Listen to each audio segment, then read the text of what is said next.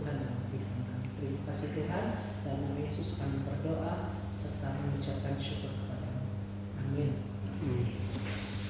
Dan mari kita persiapkan pikiran kita untuk firman Tuhan. Kita bernyanyi Suara Yesus Kudengar. Suara Yesus kudengar,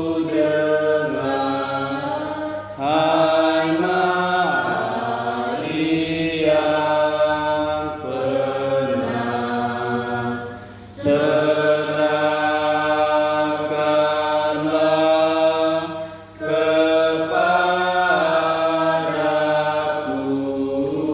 bebanmu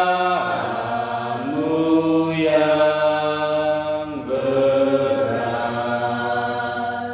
kepada Yesus Tuhanku ku datang berserah.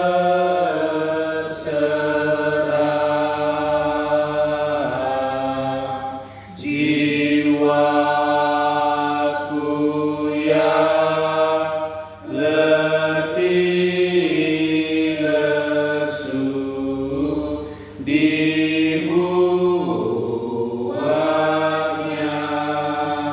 lega. Mari kita berdoa. Bapa kami yang di surga, yang kami sembah dalam nama Tuhan kami Yesus Kristus, kami bersyukur kepadamu ya Tuhan, Engkau telah menolong memberkati kami setiap kehidupan kami. Dan pada malam ini Tuhan, Engkau layakkan kami untuk mendengarkan sabdamu yang telah Engkau sampaikan bagi kami Tuhan. Engkau yang selalu berbicara bagi kami Tuhan. Engkau yang selalu bersama-sama dengan kami. Ya Tuhan, terlebih-lebih hamba-Mu yang menyampaikan firman-Mu Tuhan yang sangat terbatas. Saya serahkan tangan-Mu Tuhan, Engkau yang selalu berbicara, Engkau pakai dengan luar biasa, sehingga apa yang disampaikan firman-Mu ini Tuhan menjadi rema dalam kehidupan kami. Inilah hidup kami Tuhan, kami siap untuk mendengarkan sabda-Mu. Kami berdoa hanya di dalam nama Bapa, dalam nama Tuhan kami Yesus Kristus. Amin. Salam Bapak Ibu. Shalom. Yahowu. Nats kita yang kita renungkan pada malam ini adalah yang terambil dari Yesaya pasal 60 ayat 1 sampai 7. Yang dimana juga nats ini yang akan dibawakan untuk hari Minggu ya. Yesaya 60 ayat 1 sampai 7. Saya akan membacakannya bagi kita semua. Kemuliaan Sion yang akan datang. Bangkitlah, menjadi teranglah, sebab terangmu datang dan kemuliaan Tuhan terbit atasmu. Sebab sesungguhnya kegelapan menutupi bumi dan kekelaman menutupi bangsa-bangsa. Tetapi terang Tuhan terbit atasmu dan kemuliaannya menjadi nyata atasmu. Bangsa-bangsa berduyung-duyung datang kepada terangmu dan raja-raja kepada cahaya yang terbit bagimu. Angkatlah mukamu dan lihatlah ke sekeliling. Mereka semua datang berhimpun kepadamu. Anak-anakmu laki-laki datang dari jauh dan anak-anakmu perempuan digendong. Pada waktu itu engkau akan heran melihat dan berseri-seri. Engkau akan tercengang dan akan berbesar hati. Sebab kelimpahan dari seberang laut akan beralih kepadamu, dan kekayaan bangsa-bangsa akan datang kepadamu. Sejumlah besar unta akan menutupi daerahmu. Unta-unta muda dari Midian dan Eva, mereka semua akan datang dari Seba, akan membawa emas dan kemenyan, serta memberitakan perbuatan masyhur Tuhan. Segala kambing domba kedar akan berhimpun kepadamu. Domba-domba jantan Nebayot akan tersedia untuk ibadahmu, sebab semuanya akan dipersembahkan di atas mesbahku sebagai korban yang berkenan kepadaku, dan aku akan menyemarakkan rumah keagunganku. Mari kita kembali berdoa. Tuhan Yesus, kami telah membacakan firman-Mu ya Bapa, dan kami akan merenungkannya. Inilah kami ya Tuhan, Engkau bukakan hati dan pikiran kami, sehingga kami bisa mendengarkan isi tujuan firman-Mu ini sesuai yang Engkau kehendaki Bapa. Amin. Sekali lagi, salam Bapak Ibu. Salam. Saat ini kita memasuki minggu Advent keempat, yang dimana sebentar lagi kita akan merayakan hari Natal. Dan saya pikir kita di hamba Tuhan atau kita di majelis di Gereja BNKP Bandung, saya percaya kita sudah siap untuk merayakan kelahiran Tuhan kita Yesus Kristus. Amin. Ya. Dalam tema kita minggu ini adalah bangkit menjadi terang. Terang sangat kita butuhkan, karena kita tidak dapat hidup tanpa terang. Ketika kita berada dalam kegelapan, kita pasti merasa gelisah, emosional, dan kehilangan kendali, nggak bisa membuat apa-apa.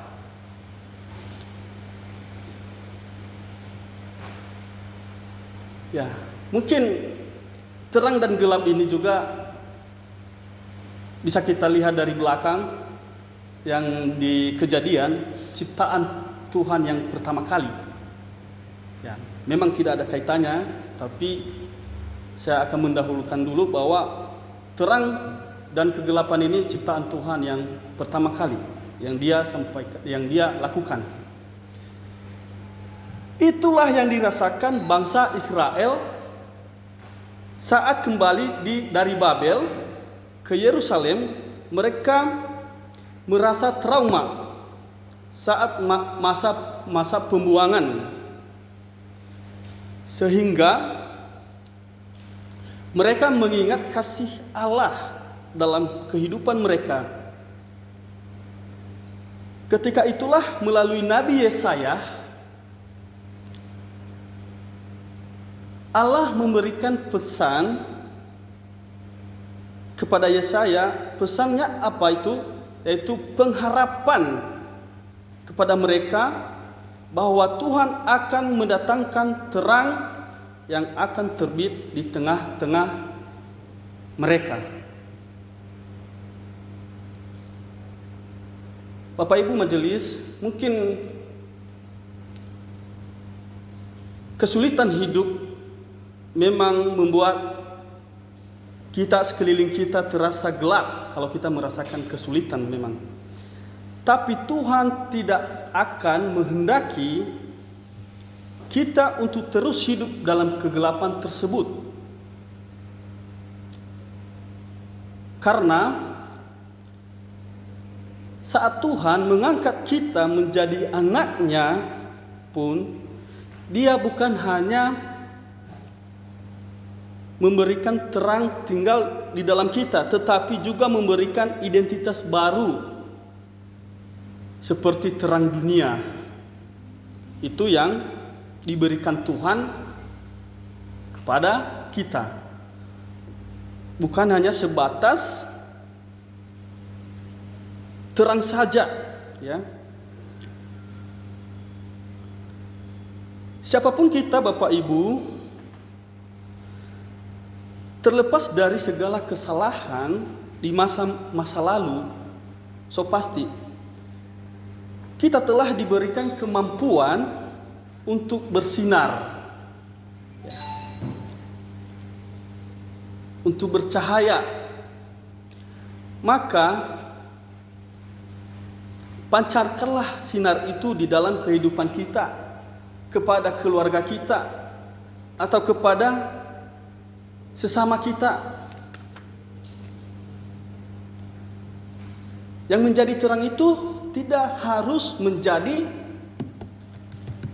hamba-hamba Tuhan, tidak harus menjadi majelis, tidak harus menjadi enoni lah intinya. Tetapi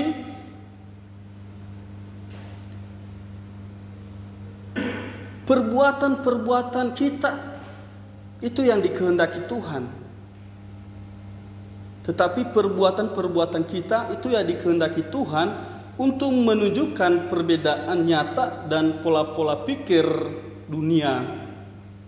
Karena terang yang kita terima bukan hanya untuk diri kita sendiri, bukan hanya untuk diri kita sendiri, tetapi untuk keluarga kita, untuk orang lain juga, terutama kepada sesama-sesama kita yang masih hidupnya di dalam kegelapan.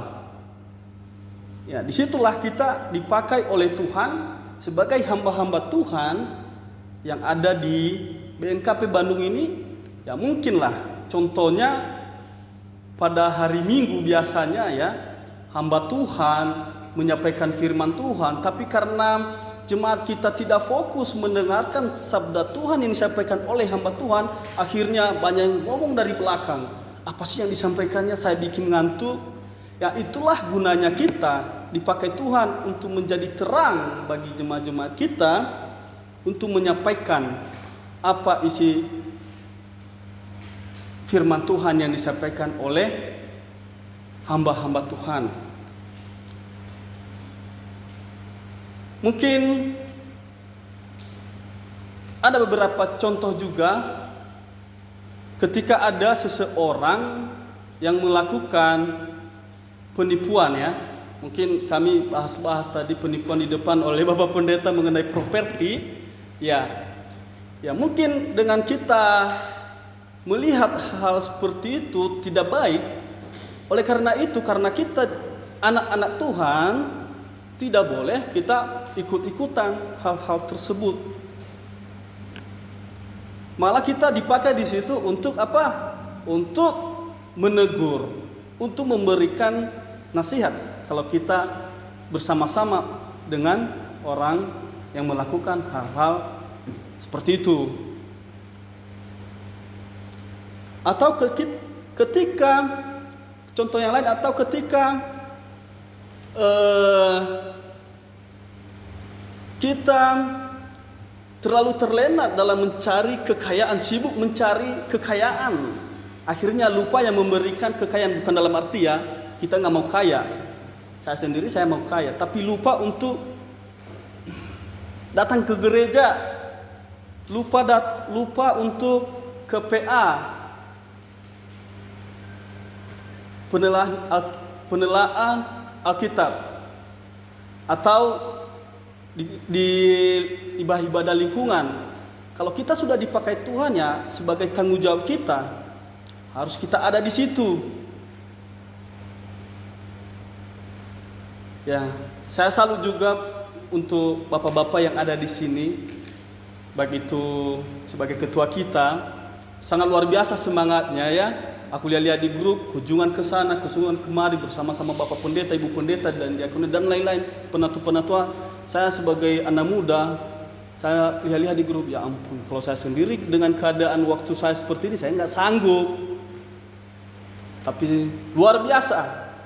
Tuhan memakai Bapak Ibu di tempat ini untuk menjadi terang bagi jemaat-jemaat kita di BNKP Bandung ini. Dan banyak hal lagi untuk menjadi terang, untuk menjadi kemuliaan Tuhan Bapak Ibu.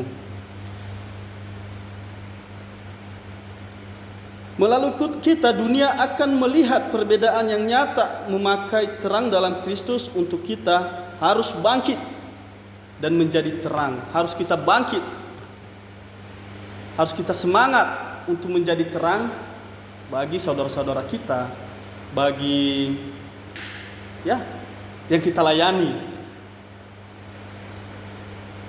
Mungkin timbul pertanyaan dalam hidup kita Bapak Ibu, apakah makna terang Tuhan terbit atas kita? Ada beberapa makna, yaitu terang yang terbit atas kita itu memberikan optimis, yang dimana artinya itu adalah dalam menghadapi hidup saja ada perintah dari Tuhan. Bangkitlah dan menjadi terang, sama dengan tema kita pada malam ini. Itulah jaminan Tuhan yang kepada kita bahwa kita bisa bangkit berdiri di tengah kesulitan apapun, atau di dalam bentuk ancaman, atau di dalam bentuk kelemahan. Tuhan ingin memakai kita untuk menjadi terang di hal-hal seperti itu. Walaupun banyak kekurangan kita sebenarnya. Oleh karena itu, marilah kita mempergunakan waktu itu, kesempatan itu untuk menjadi terang bagi dunia. Keduanya adalah terang terbit atas kita memberikan otoritas. Yang dimaksud adalah sesudah perintah kebangkitan ada lagi perintah susulan menjadi teranglah, karena terangmu telah datang. Bagi otoritas untuk menerangi kegelapan dunia ini adalah Tuhan telah menetapkan agar kita menjadi alat restorasi atau transformasi. Kita dipakai Tuhan di situ sebagai jalan untuk menjadi terang bagi saudara-saudara kita, atau untuk yang kita dombani. Yang ketiga adalah terang terbit atas kita membuat kita tidak terpusat dalam kegelapan.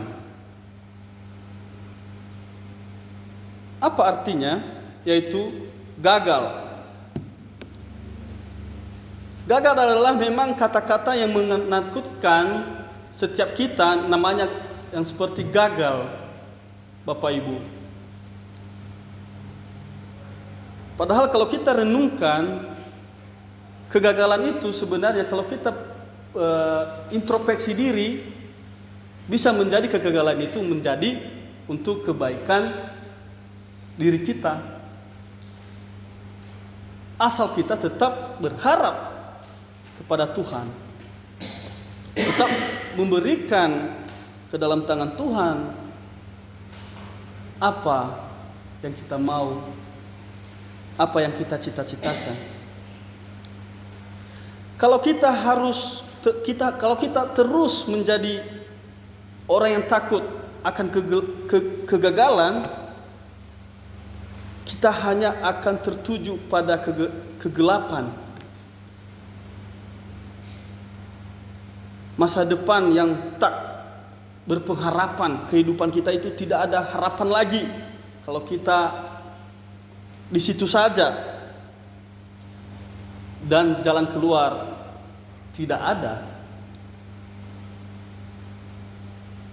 Padahal Tuhan telah menerbitkan terang bagi kita. Kita dianjurkan untuk bangkit dan menyalakan terang itu. Poin keempat adalah terang Tuhan terbit atas kita membuat fokus ke masa depan. Mungkin yang di keempat ini saya undang kita baca di Perjanjian Lama, Bapak Ibu, untuk memaknai firman Tuhan yang poin yang keempat ini, fokus ke masa depan. Bisa kita buka dari Perjanjian Lama, Yosua pasal 1 ayat 9. Mengatakan di situ, dia mengatakan di situ, bukankah telah kuperintahkan kepadamu, kuatkan dan teguhkanlah hatimu, janganlah kecut dan tawar hati, sebab Tuhan Allahmu menyertai engkau kemanapun engkau pergi. Masa depan.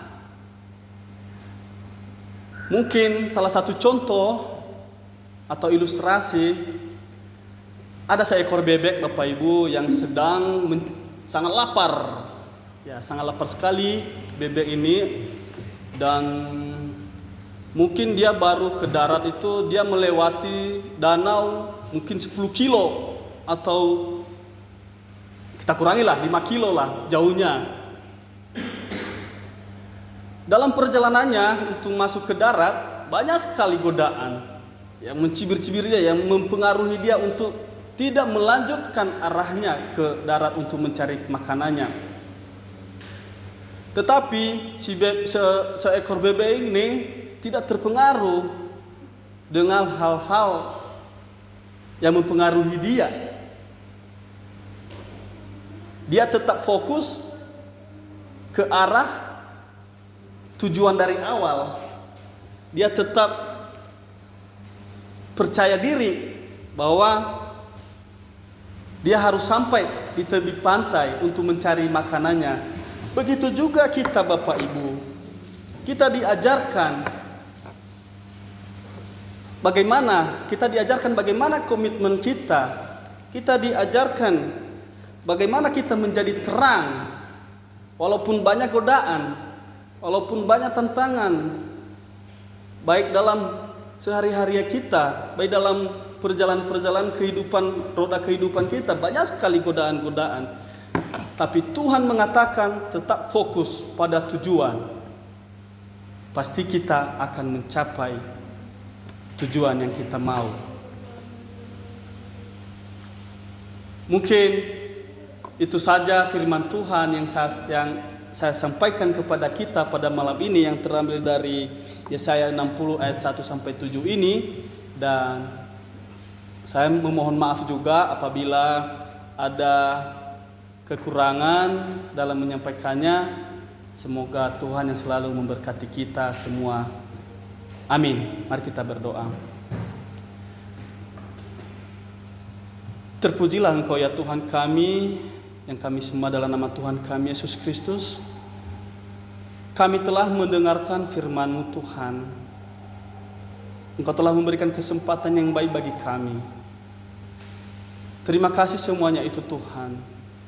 Dan kami memohon Engkau tanamkan di hati kami apa isi firman Tuhan yang telah kami dengar, sehingga itu menjadi kami pedoman dan kami bisa menjadi pelaku-pelaku bangkit menjadi terang bagi sesama kami, bagi keluarga kami. Engkau pakai kami ya Tuhan, hamba-hamba-Mu di BNKP Bandung ini dengan kuasa-Mu, dengan kekuatan dari Engkau ya Tuhan. Dan setelah kami dengarkan firman Tuhan ini, kami akan masuk bentuk diskusi. Kami serahkan tangan-Mu Tuhan. Engkau selalu bersama-sama dengan kami.